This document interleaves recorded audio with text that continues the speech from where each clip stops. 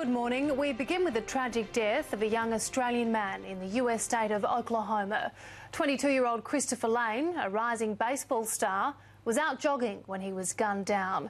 His devastated parents have just addressed the media in Melbourne, and we'll go straight to Nine's Alexis Daish. Alexis, good morning. What have they had to say? Good morning, Amelia. Well, his father was just clearly torn apart when he described his son as just a normal kid who was following his dream. He laughed through tears, recalling fond memories of their son that brought their big family such joy. 22-year-old Christopher Lane was the victim of what local police in America have described as a random killing spree, and his father, Peter Lane, has described this crime as utterly senseless. There's not going to be any good come out of this, because it was just so senseless. There wasn't anything he did or could have done. He was an athlete going for a jog. They were a really lovely couple, and I always used to say that, he was a survivor anyway, having 3 older sisters. So we were lucky that he was here for that period of time. It's hard to imagine what they're going through. Alexis, we know he was a rising star. How is the sporting community coming to terms this morning with that news?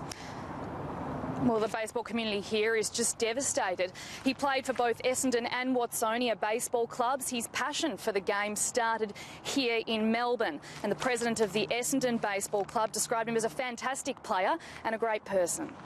It's just devastating. I mean, we're a very tight community at the club, very successful club, a lot of successful baseballers, and we're an extended family, and to hear this news is like losing a sibling or a child ourselves.